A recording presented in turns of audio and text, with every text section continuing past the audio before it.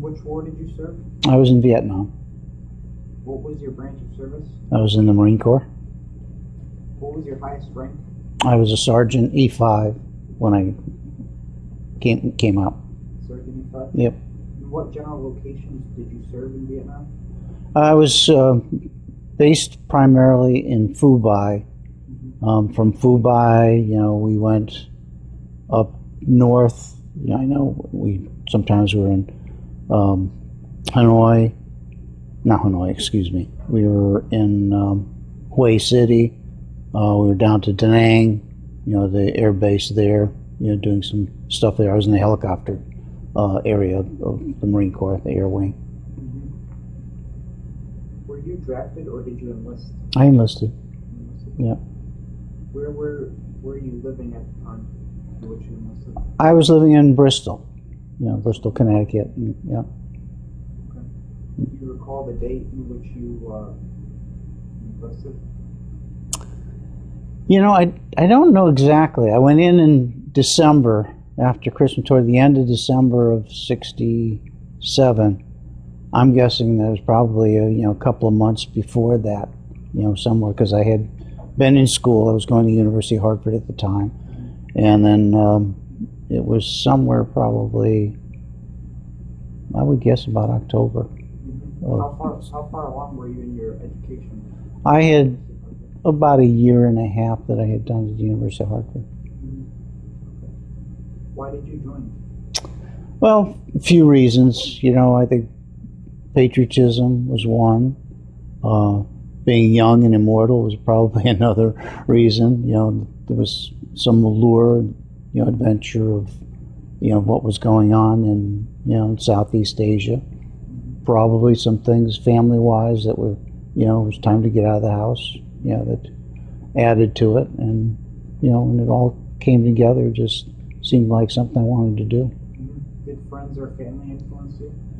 No, I think when I told my father, who I mentioned to you was a Marine during the Second World War, he was in the, in the Pacific, so he was at Guadalcanal. He knew what war was about. I think he said, "What are you, crazy? You want to get killed?" And I said, "Well, I'm 18. I made up my mind, and I'm going." So, but I did go in under a buddy program, but that really turned out to be coincidental. When I went to a Marine recruiter and was deciding to go, he had mentioned there was another kid from Bristol who I happened to go to high school with and graduated with. So we went, through boot camp at least, and part of the way as at the same places. So the buddy program entailed a friend recommending you? No, not so much recommending you. It's just it guaranteed that through boot camp you would both be together. Oh, okay. So you weren't completely unknown, as far as having anybody around. So that's what the buddy program was. I don't think after that there was any guarantees, but. Oh, okay. Why did you pick the branch of service you joined? At that time, you knew you were going to end up in Vietnam. Be very surprised if you didn't. And I just felt like, I wanted to be with the best, and I believed the Marine Corps was the best. And, I just felt like I had a, physical and mental toughness that kind of went along with that. Tell me about your first days in service. Well, I don't think anybody ever forgets the first day of boot camp. You get there, a lot of us had probably never spent much time away from home. And, there's this long drive that goes on to Parris Island. Parris Island is where I went for my boot camp training. And they take you there. The drill instructors come on the bus, start screaming at you, get off of the bus, stand on these yellow footprints or whatever color it was. And so you remember that. And the first morning, they get you going, start screaming at you, and you realize, well, this is going to be what it is. Where was Parris Island located? Parris Island is I believe it's in South Carolina. Oh, okay. Yeah. It's really there's two recruit training stations. One is on the East Coast at Parris Island, and on the West Coast, what was it? Not Pendleton, but there's another one on the West Coast. Okay. How did it feel your first couple days? You know, I think probably a question, did I make the right decision? I think maybe a little bit scared the first few days. But then after that, fortunately, I was in good shape before I went there. Some people were foolish enough to go overweight, out of shape, and, it's a physical, very physical, so, and mentally, they try and break you down. Tell me about your boot camp training, other training experiences. Boot camp, we'd get up pretty much before the sun. They generally get you out there, with calisthenics, a lot of running. We do a lot of running. We do a lot of exercises. Go to breakfast, then come out. We did a lot of drilling, a lot of marching involved. They teach you things about weapons training. Some of it's hand-to-hand combat, some of it bayonet-type training, how to take apart weapons, put them back together again. Some military strategy. And later on, you go to an advanced training where they put you more into a field-type situation with pop-up targets and that kind of stuff. So it's fairly intense. So how did the field training differ from the calisthenics? Well, the field training was, part of, not camping. I don't think we ever stayed out overnight that I can recall. But it was more in, tree area, down trails, that kind of stuff, where if you're going to encounter an enemy, probably going to pop up somewhere along the trail, so you'd have this target thing, and then they'd kind of check your hits and see how you did in that. Because it's more from the hip, it's not the kind of thing whereas in boot camp, when you're learning how to shoot, you're in a fixed position, whether it's standing or prone, but out in real life, you're just going to have quick shot off at the hip. So that's what a lot of it was. Okay.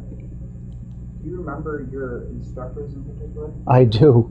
I don't think I ever forget them. There was, in fact, maybe I should have brought it up, it was like a graduating picture. It had the three of them. And, one of them was the senior drill instructor. And he was not a very big man. I'll bet you he was probably under 5'6". And he was he had a booming voice and a very strong presence about him. And then there were two others. One was a little more sadistic, I think. He really liked to, work everybody hard and not quite torture is not the right word, but he didn't hesitate to, to inflict a little bit more physical stuff on you. And then there was one sort of in between who I don't think was quite as,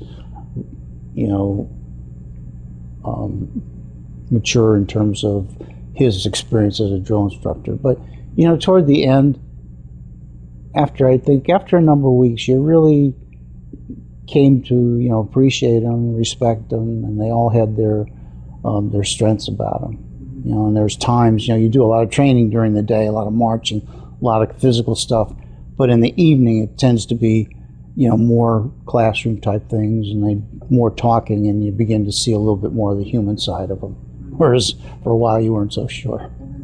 Yeah. Did you ever keep in contact with any of them? No. Once we left, basic training, I never ran into any of them ever again. Mm-hmm. Yeah. So how did you get through all the tough training that you had to endure? I think I had a tough father. He had alcohol problems, and I think it came out of, the fact that he'd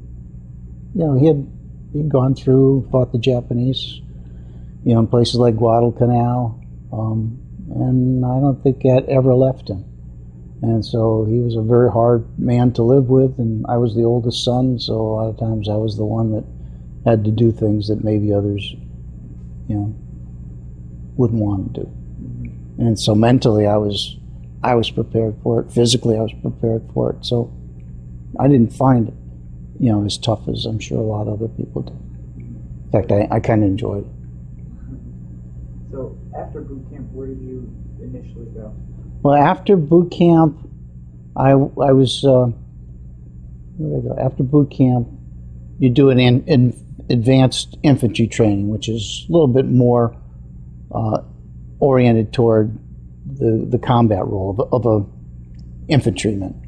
And so you learn a lot of things like that. And I think that was 4 weeks or something like that. And then after that, you begin to be divided into where you're going to spend most of your time in the service. Some of them, went straight to Vietnam. Some of us, who were a little more educated, I think, went to different places. Like I went to Florida, a naval station, to learn about aircraft electronics, electrician. So I had an MOS as an aircraft electrician, and I was one of the top 2 or 3 out of my class. So, the way they work is whoever does best gets first pick of what orders come in, and then so on down the line. So I wanted to be in helicopters, and I got, fortunately to me, I got helicopters. Wow, that's tremendous. So what were your first impressions of the naval base when you arrived in Florida? It was probably in a lot of ways like like a school. I mean, that's what we did. It was a big barracks, big white building, I think is my recollection. We'd go to classes all day, and then we had free time to do what we wanted on weekends and stuff. We could go out. It was near Jacksonville, so we could go into town, for those kinds of things. Play basketball, play racquetball. Played a lot of racquetball when I was there. And there was a little head bumping with the Navy, Marines in the Navy. There always has been. But, it was, and then at the end of it, it was strange, we were there, I think, in the summer, and it would rain every day when we get out. A cloud would come up, and it would rain for 10, 15 minutes, and then the sun would be back out. So how long was the set schedule? Did you have to wake up at a certain time and class were over at a certain time? Yeah, they did, and I can't remember what time. We probably started at 8 o'clock or something, or 9 o'clock for classes, and the classes were probably over at 4 or 5 o'clock at the end of the day. So it wasn't late night stuff. Then you had the rest of the day? And the rest of the day was up to you. You could do what you want to do. They had enlisted man's clubs, so you could go there or go into town, if you didn't have other obligations, if you weren't on duty or that kind of thing. Certainly. So what were some of the other assignments that you haven't mentioned that when you were in Florida? That was, when you're in Florida, that's pretty much it. You're a student.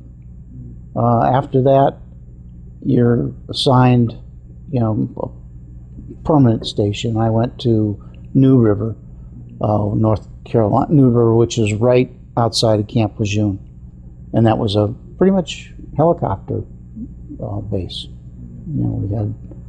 I worked on CH-53 aircraft, which is a Sikorsky aircraft. There were other aircraft there as well, and you learned pretty much on the job. You learned some of the stuff from the school in Florida about theory, and but the real work was on the job training. As problems came in on the aircraft, you worked with people who had more experience, and you began to learn how to fix things. And pilot would come in and say, hey, this is not working, and you kind of had a sense after a while of what it was. So was North Carolina your last base before you went to Vietnam? It was. I was probably there a year and a half or so. Got to the point where I began to think, I probably had about a year and a half left or something like that. And I began to think, maybe I'm not going to get orders to Vietnam. But as it turns out, they took our squadron, they split it into 2 squadrons, and then at some point the second squadron went over as a whole squadron. And then a bunch of us who had been in the States for quite a while all went pretty much at once, overseas. What was one of the first duties that you were assigned to in Vietnam? It was, similar to what I had done in the States. I was working on aircraft, there in Vietnam. You would have, if you had the option, each group would get so many flight skins, which means that if you flew on test hops or whatever, you would get paid extra.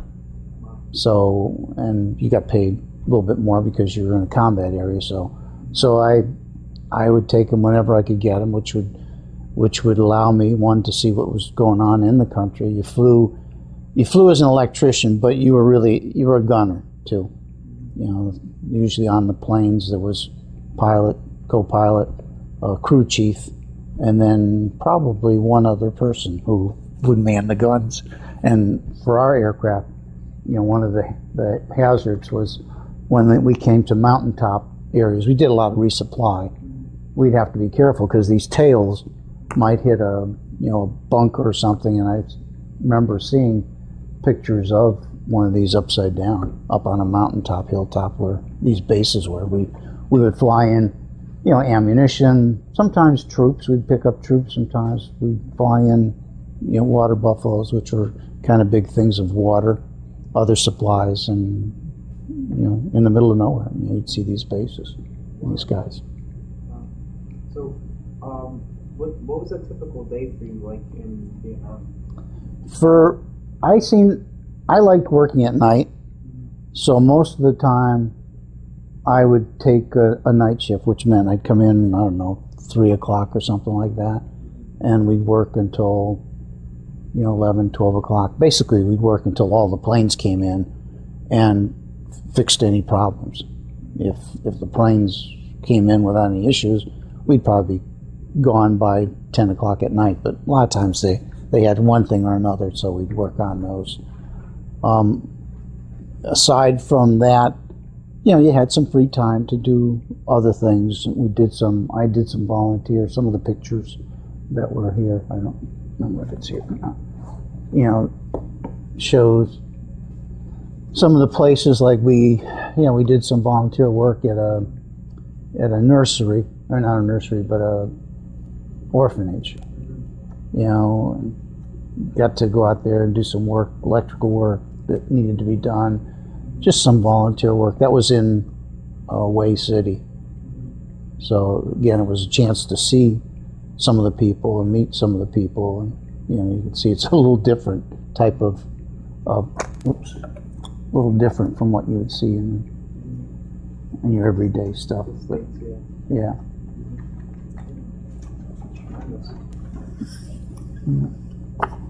So, did you see any combat while you were over in Vietnam? I did not have any direct combat. I flew a number of missions. I have my, air combat wings, but to be honest with you, we were very fortunate. The other squadron that I told you had gone over before us, I don't think they were there 2 weeks before they lost their first aircraft. Wow. And it was a mishap. I think it was some bad weather, and from what I understand, the aircraft plowed right into a mountain. And sad thing was one of the guys, and I didn't know him, but one of the guys had been married probably just a short while before he went, and I think he was dead before his first letter came from his wife. It was sad. Wow. Yeah. That's sad.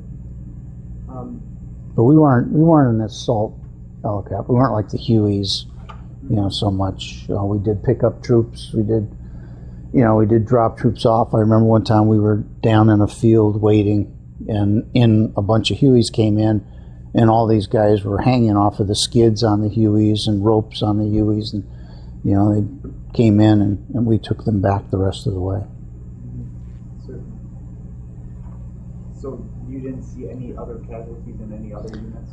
The only other casualty I saw, I did a tour, a guard duty on the perimeter while I was there, and so we'd go out each night, these bunkers that we had set up strategically along the perimeter, and some of the villages the Vietnamese people lived over, and between us was kind of a swampy area. It seemed a little swampy.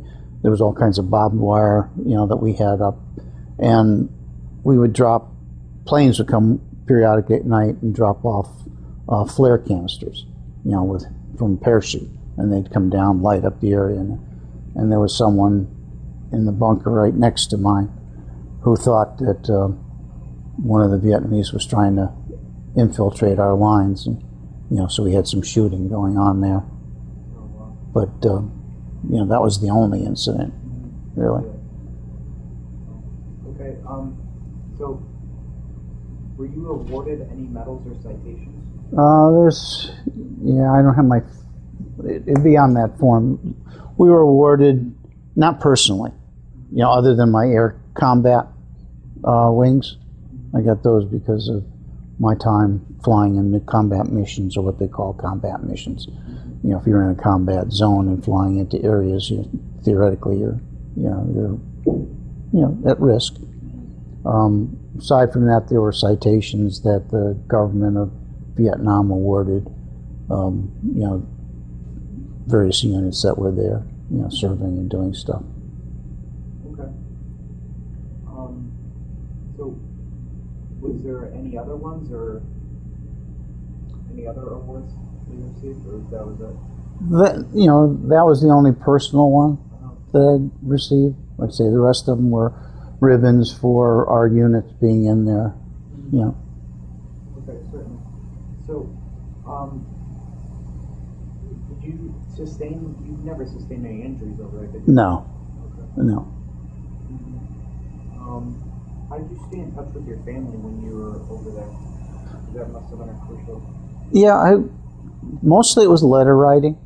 We would send letters. I think one Christmas, we did have a phone contact, so I was able to call then. But it was all letters. We didn't have internet and stuff like we have now. It was you wrote a letter and you got a letter back. So, was there any letter in particular you remember writing one time to your family members?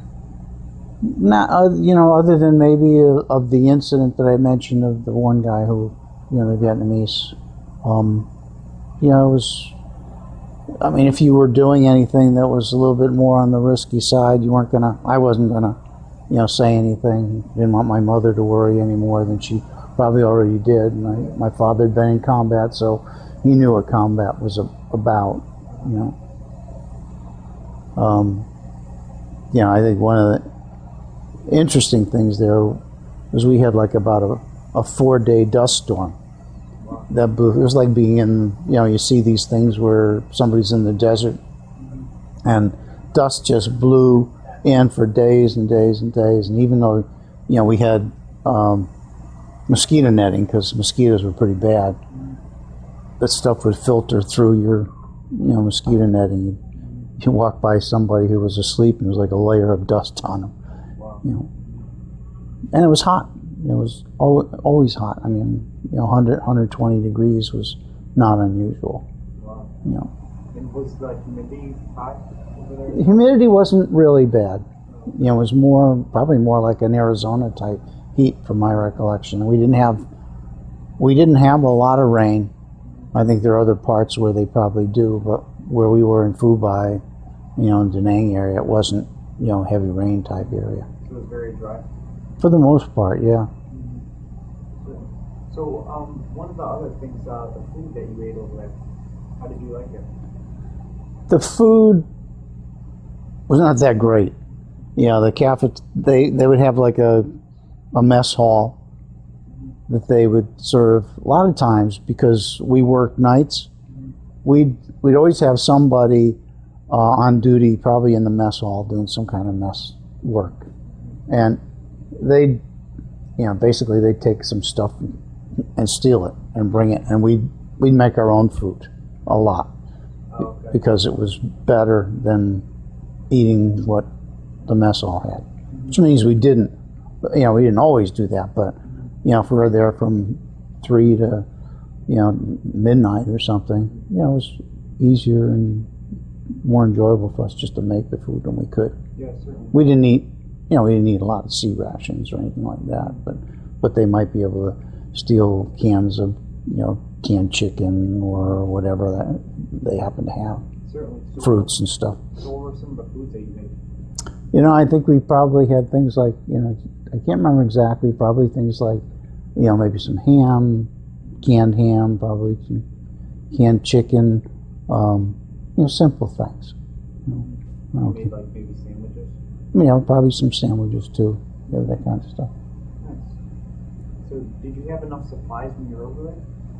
Yeah, we never, I don't think we ever lacked for, for supplies. Like I hear, what's going on in Afghanistan, where they were probably undersupplied, but we always had, the supplies that we needed. So what do you think you could correlate having enough supplies for? Like, what do you just think they provided? Well, we were in, if Fubai and Da Nang are close to the coast, so we had probably ships offshore that delivered, especially to Da Nang. Da Nang was a big base, huge army base for the most part. And so a lot of supplies probably came into Da Nang. We always had planes in the air, so it was pretty easy for us to, to go down and resupply stuff.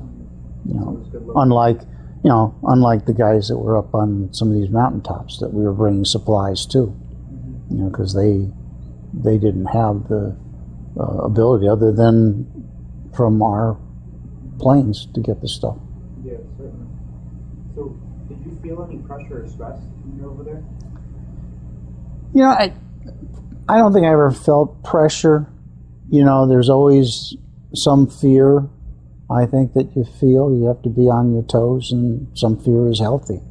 Your senses are more alert because I know I had guard duty, a few times around the perimeter, and that's probably a little more stressful being there because you're a little closer to where things can happen. I missed the Tet Offensive. Tet Offensive, they had, actually some combat right on base where they had broken through the lines and gone through it, with these satchel charges and blowing up planes and that kind of stuff. Yeah. So how did you handle some of the stress that you encountered?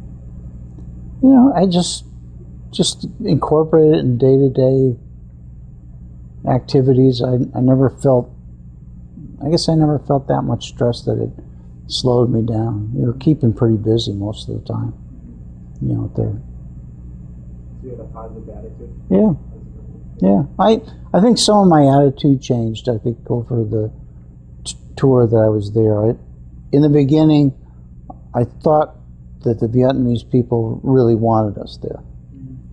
But as I got to see more of them, got to know a little bit more of them, it became, I wasn't sure why we were there toward the end. I don't think they really, like most people, they wanted peace. And so long as we were there, there was going to be combat, and they would have just as soon we go back home and the Viet Cong go back home and they live their lives. But that was probably one of the things I noticed. My attitude toward the war changed some. Certainly. So, was there something special you had for good luck?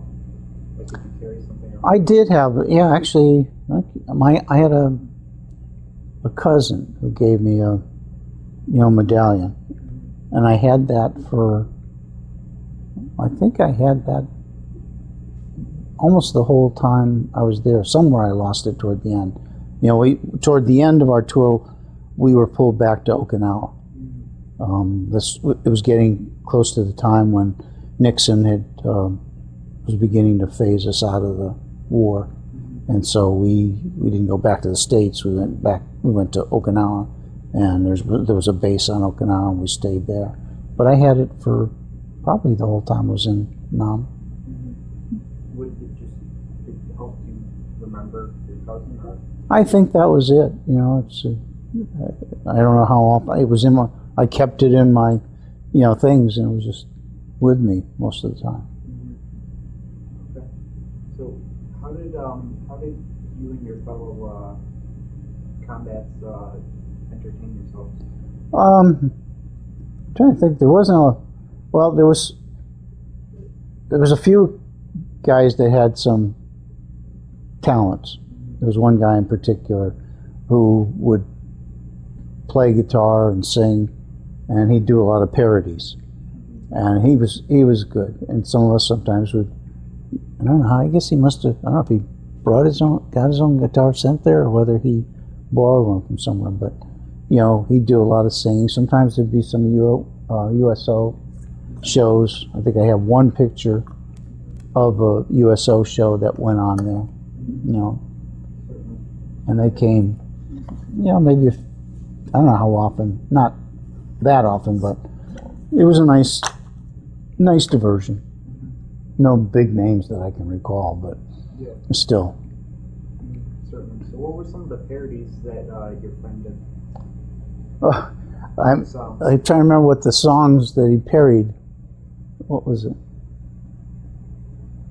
Oh gosh, I can't remember. I'm sorry, I can't. I remember it was. I can't remember what the original song was, but it was something 6 pounds of boobies in a loose brassiere or something like that. But it was a song that had similar words, obviously. Oh, okay. So, were there any other entertainers besides your friend that made parodies? There were a few others, but he was the one probably the most entertaining.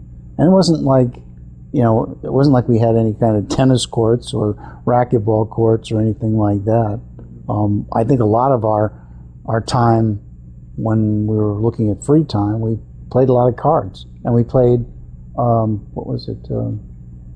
We played some other board game. I can't remember what it was. Especially, and it wasn't chess or checkers.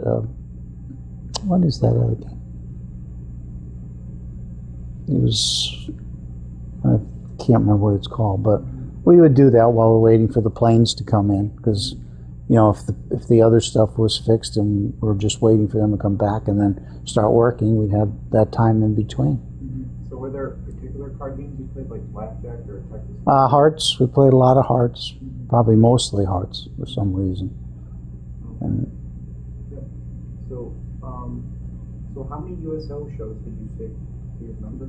Probably not more than 2 or 3. Oh, okay. At most that I can recall. And there wasn't any standout entertainer? No, but some nice-looking women, which, when you're out there with very few women, I think there were a lot fewer now than there was now, in terms of those that were there. So, regarding your leave, did you ever go on leave while you were on duty? I was hoping to go on R&R, and I would have liked to have gone to probably Australia. But we got to the point where, it got delayed, and then we came back to Okinawa, so we never really got leave. I guess they considered Okinawa leave. Yeah. The closest to leave would be, you volunteer for some of these community action things where you got to see Way City, and that was interesting. And similar things, went on some patrols out there, that was the closest, but you couldn't really, go out there without going out there in force. Yeah, certainly. So was there any plans that you had if you were to go to Australia? Well, normally you get R&R, rest and relaxation, and then, when that time came up, they'd fly you to wherever, whether it was, Australia or, some Asian area. And I don't know how it worked from there. I don't know whether they just fly in and you're on your own, I suppose. But you probably might have a few buddies with you. So more than likely, some of us would be there about the same time. Certainly. So, do you recall any particular funny or humorous events while you were over there?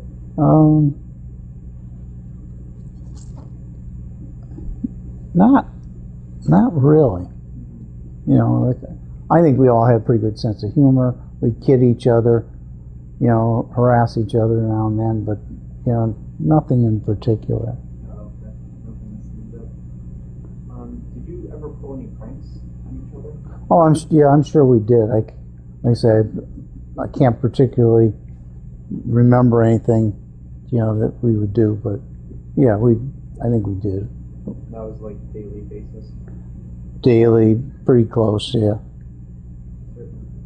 So, what did you think of the officers and your fellow servicemen that you worked with?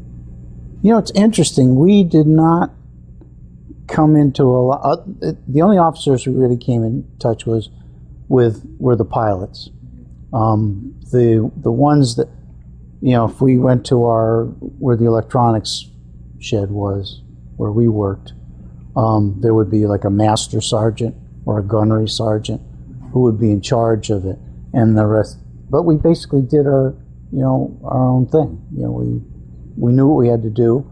Nobody had to tell us what to do. In fact, the only time I recall any real contact with an officer is as soon as they pulled us back from Nam to Okinawa, the inspection started.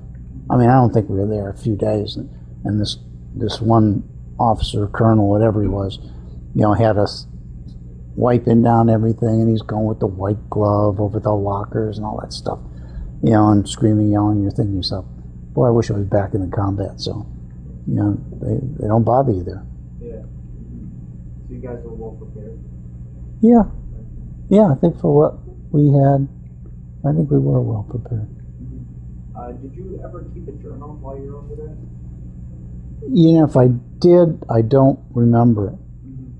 I mean, that's the only way. I wish I probably had, but that's the only way I know my father was at Guadalcanal, because we happened to find, you know, a little spiral journal that he kept, and he only kept it up to the time that they were hitting the beaches, and you know, or getting ready. After that, obviously, you're not in position to be writing stuff, especially there. Certainly. So none of your other servicemen you know of took journals? They may have. You know, I think some did, and I might have for a while, but if I did, I don't. It's not among my things. Yeah. So after service, when did it end? You mean the tour overseas? Yeah. Let's see. I came back. Actually, it was somewhere close to June or July of 69, 70, I think. Yeah. Something like that. So that day, do you remember it in particular? I remember the day we left Nam to go to back to Okinawa, because it was, hey, we're leaving Nam, and we're still alive, so we're glad about that. And we went on small aircraft carriers, flew our planes there, and we had 3 days when the aircraft carriers took us from Da Nang, I believe, over to Okinawa. And I'd never really been on a ship for, that long. So I think once we finally got over to Okinawa, I felt like my body was, was rocking back and forth for another 2 days before it kind of settled down. And there was nothing for us to do on the ship. We were basically down in the hole. We played a lot of cards, a lot of cards. Yeah. So, for your homecoming, what was that like? That's interesting. It was a time when most veterans weren't overly, appreciated, which is very interesting when I see things that go on now. Obviously my parents were glad to see me. Girlfriend I had was glad to see me. But it wasn't like, there was no big sign or something in town, welcome home, Steve. It just kind of back into normal stuff. I ended up going back to school at the University of Connecticut, so or actually, I went over there and interviewed, and they were great to veterans. They said, okay, start in the spring. So what was your transition like from service back home? It was, I think it was a fairly easy transition. It wasn't the, like the grunts, the guys that were there and in the jungles and stuff like that, I suspect was a rough transition, but we generally had a barracks area where we could stay in at night. We flew on missions, some of us that chose to do so, and got to see the country, but not the same way. You didn't feel like your life was at risk every minute that you were there. I mean, we had, in some ways, it was kind of interesting.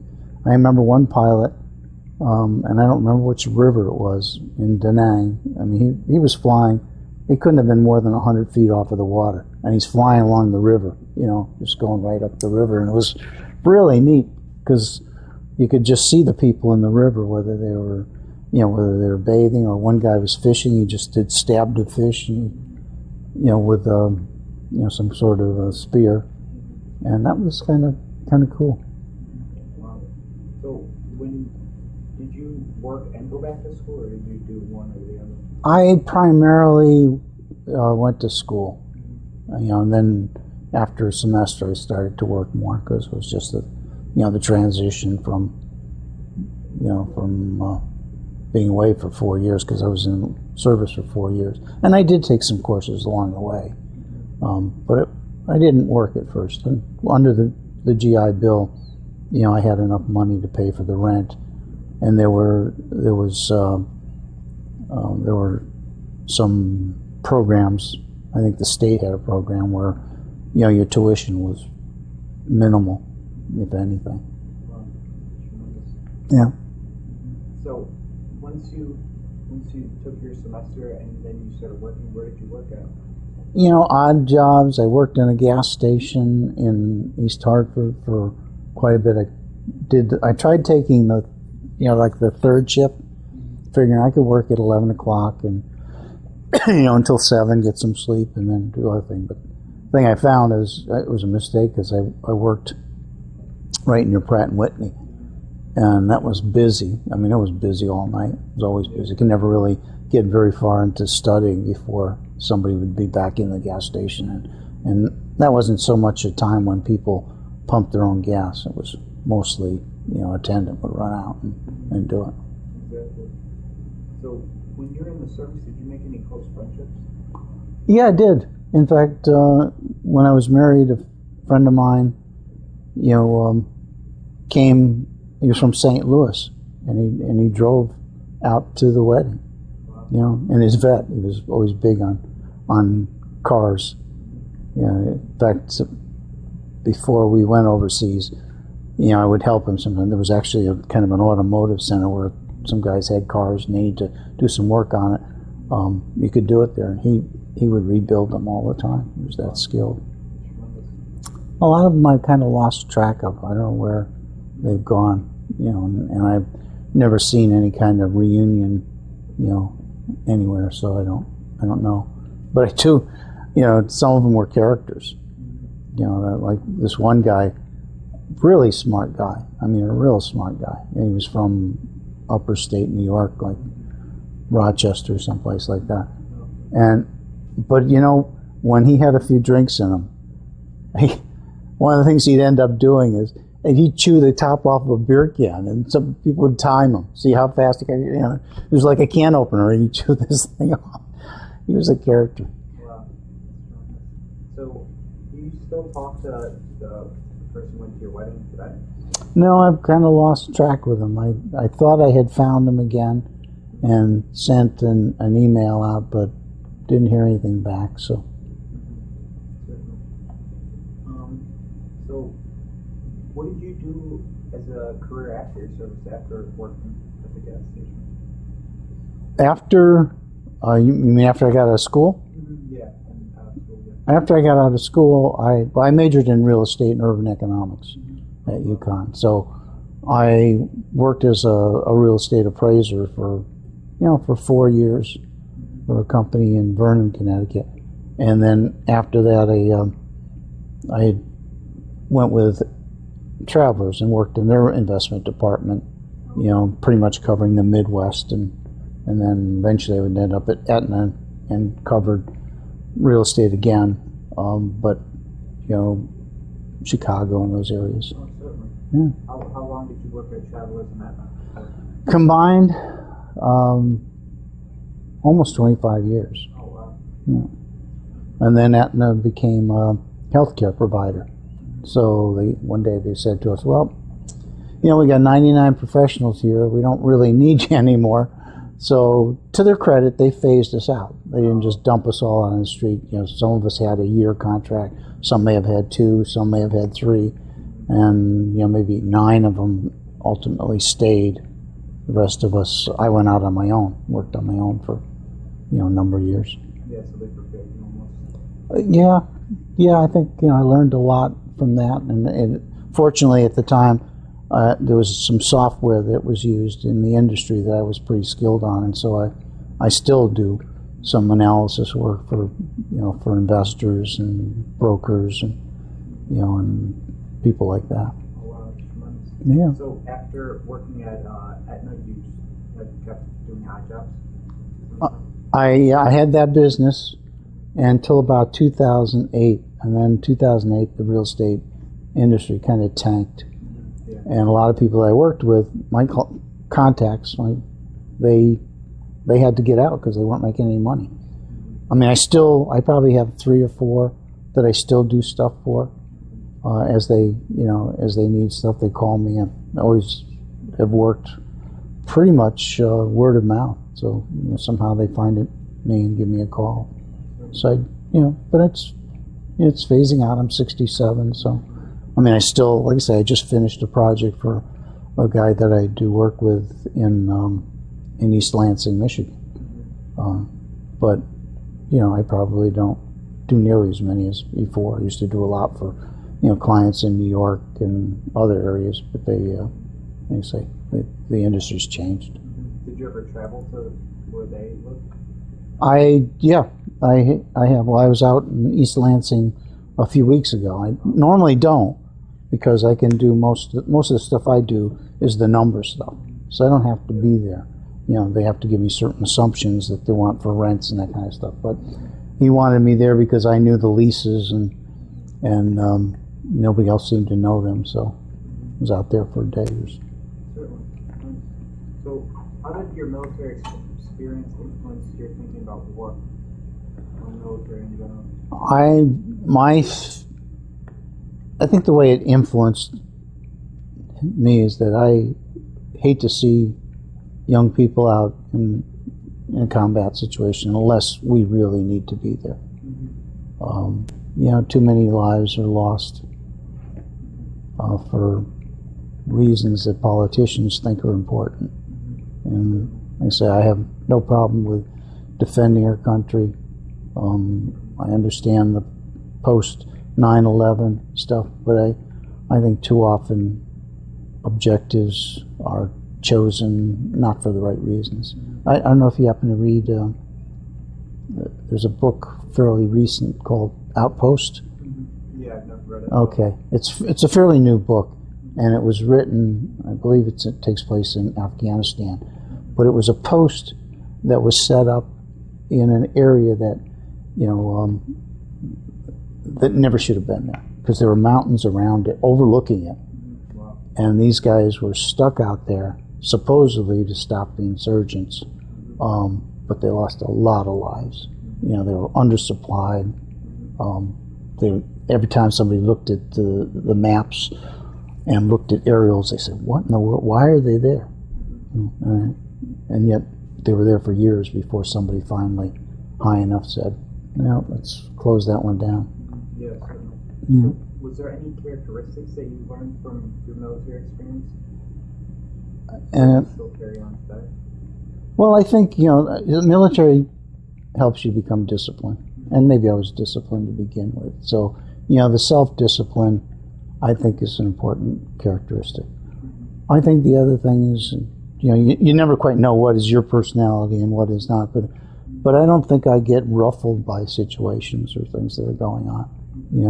I take them for what they are and work through them, and that's been good. Yeah. So you learn how to stay calm. Yeah. Yeah. Certainly. So, did you join any veteran organizations after? I haven't. I know some friends of mine have tried to get me to join the VFW, and I just, for whatever reason, I haven't really felt like, doing that. I guess I'm not one much for marching around, because I'm glad to see, some of these campaigns wind down. Yeah, certainly. I mean, I'm proud to have served, but I don't need to wave that flag. Were there any other military organizations your friends tried to get you involved with? Mostly the VFW. There's the Marine Corps League that a friend of mine was very much involved in. And I have gone to some of their, they do have on Marine Corps birthday, which is November 10th. I have gone to their, luncheons or dinners that they've had. Okay, wow. So I do that now and then. Yeah, certainly. Did you ever attend any parades? Yeah, not so much marching in the parades. I have gone. We always go to the Memorial Day parade. Usually it's because I've had one or more kids who are marching in the parade, either with the Girl Scouts or something like that. And so I will wear my, my Marine Corps shirt and hat maybe, but I've never really marched in the parade. And we do go to the veterans ceremonies at the, at the cemetery. Did you ever attend any reunions or? We haven't had any that I've known of. I don't know where you find out about it, because when you're national, it's not like high school, where somebody can kind of focus on a group of people that might still be in the area. But So, was there any other experiences that affected your life in your service? Not in particular. I think the great thing was that when I came out of it, the VI bill, GI bill, just gave a great opportunity. Helped to pay for school, and that's a big plus. And plus, the difference between coming out of school at 18, coming out of high school at 18, and going to college, and being 23 or so, 22. You grow up a lot in 4 years. You change a lot in 4 years. So I was glad. I think I know my grades were so much better. When I went, before I went in the service, I was like a 2.5 maybe. And then, when I did go back, I was closer to 3.8, 3.9, something like that. Yeah. Probably worked too hard though. I would do it different if I was going back again. So it helped you focus a lot on your studies? Yeah. Certainly. So is there anything else you'd like to add that has not been covered in the interview? I'm trying to think. I think, you do wonder what happened to some of the people, that you were, particularly in boot camp. There's one guy who was my bunk mate. I had the lower bunk, he had the upper, or vice versa. I guess I had the upper. His name was George Bush. And George Bush was from like the hills of West Virginia. And he really was a hillbilly, in terms of, little education, health care, his teeth. I think they ended up replacing his teeth because he, hadn't had any experience with dental stuff. And he was much older than most of us. He was like grandpa. His wife had left, and he just was, he just joined the Marine Corps. And I wonder what happened to him, because there's no doubt in my mind that he was probably, Vietnam bound. I mean, I almost went, I was going to switch over to officer candidate, but it took so long.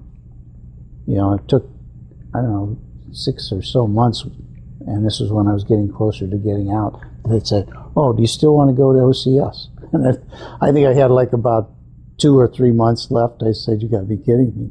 You know, to do that now? No, I don't think so." Mm-hmm. Yeah. So, do you know why he joined the Marine Corps, or is it just because? You know, I think he just. I think the Marine Corps guaranteed him he'd end up in the Army and maybe a little bit better trained, or end up in Vietnam, I should say. I'm not sure other than that. I don't think he had.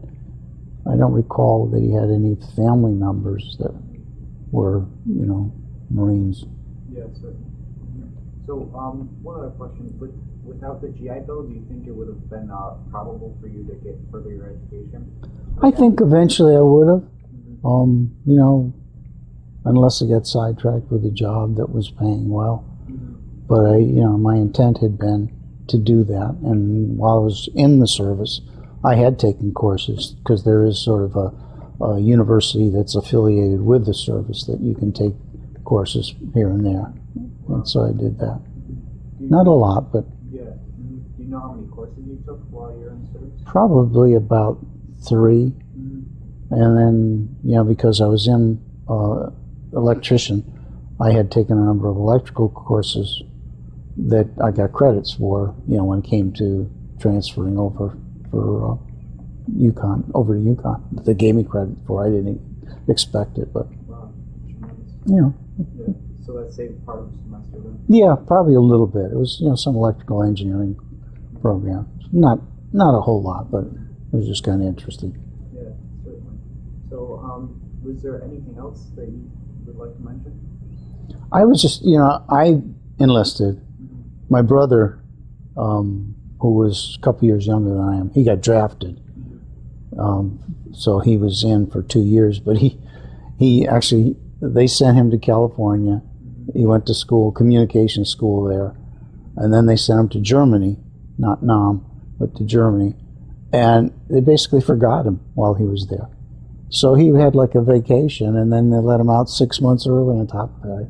I had to laugh at, you know, his experience. Yeah, so it was like a totally different kind. Yeah, it was like a vacation, like a paid vacation. Nice. Was there anything in particular he did over there while in Germany? No, traveled a lot, but that was it. Then they realized that they had forgotten them, and then tried to resurrect the unit, but by then they were starting to let people out early, so he got out early. Wow. So how were they able to notify him? Well, he was on base. Oh. He was always there. It was just that he had volunteered for some separate unit, and I don't remember what it was for, and they had kind of gotten some training, and then they were never called into action. So they had all this free time. Nice. So, do you think there's anything else you'd like to cover? Nothing I can think of. I think that probably is most of it. That's it. Okay. Yeah. Well, I'd like to thank you for your service and taking the time for the interview today. Oh, thank you. I appreciate it. It is different. I mean, you see all this stuff, the gratitude of people. I think the big difference is that, you know, when Vietnam, people looked at the veterans as, you know, one and the same with the policies that were going on at the time. And now I think people recognize, hey, you're a veteran, you're doing a job, you're doing a difficult job, and maybe the government wants you to do something else. And that's different, that's separate. But now they recognize people as people, and I think that's a plus, that's a good thing. Yeah, it is nice. Okay, well, Yeah. thank you very much. Well, thank you.